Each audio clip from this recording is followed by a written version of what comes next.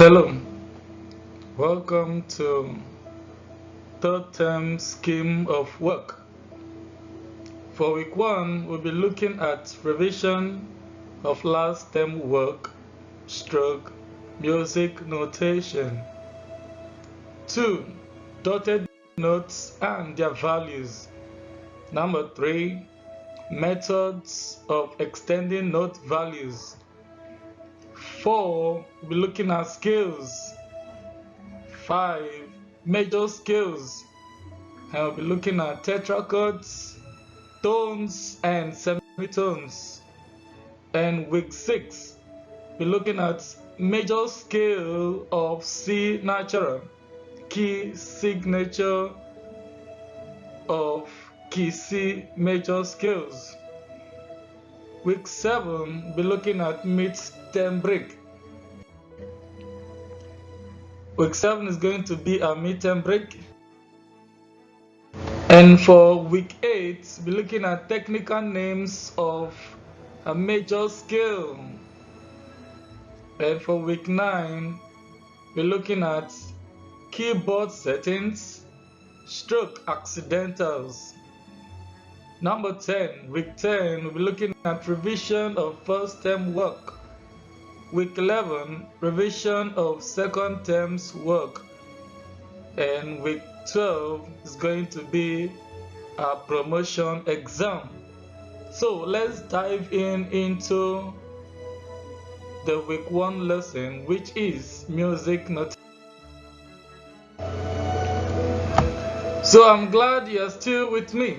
So we'll be looking at music notation. So the question is, what is music notation? So we said that music notation is a system of writing down music. Is a pattern, a method, a technique of representing an audio or an oral sound in writing. Okay, the process of writing an orally perceived sound is what is known as music notation. So still on music notation, we'll be looking at two types or kinds of music notation. Two method, two technique of representing sound. Now right here you can see my screen. Towards the right hand side of the screen you have the staff notation, and towards the left hand side you have the solfa notation. So those are the two types or kinds or method of representing sound. So the first we'll be looking at is solfa notation, and the other is staff notation. So let's consider them one at a time. Okay, welcome back. So let's look at staff notation. Staff notation involves the use of the 5 lines and 4 spaces, which we call the staff. And it involves the use of symbols called musical notes, which we earlier studied in our second term. We talked about minim, crotchet, quaver, semi-quaver, and the very first one, which was semi-brief. So these are what we call musical notes, and those musical notes are what is used to represent musical sound. And each of these musical notes have their beats and their lengths, which we call value.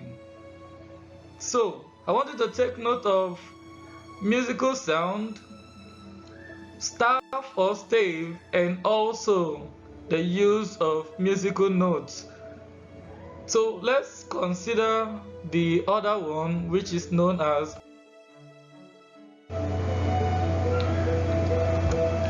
solfa notation involves the use of the 7 letters of the English alphabet.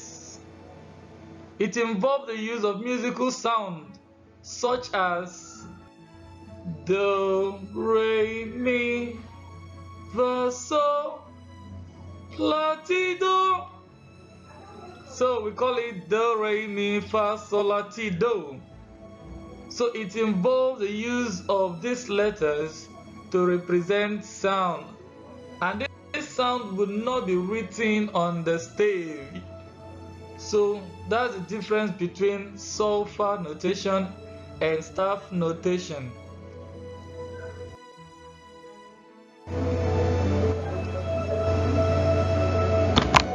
Alright, so at this point in time, let me see what we've learned by means of evaluation. So question number 1.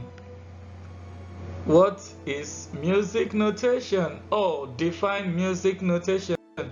Number 2. Write the 2 types of music notation that you have studied in this lesson. And number 3. Describe solfa notation and staff notation. And please take note that your answers are supposed to be submitted via my Gmail account. Alright, so all answers should be typed and submit to this email, musicalevents@gmail.com. So have a blessed day. God bless you real good.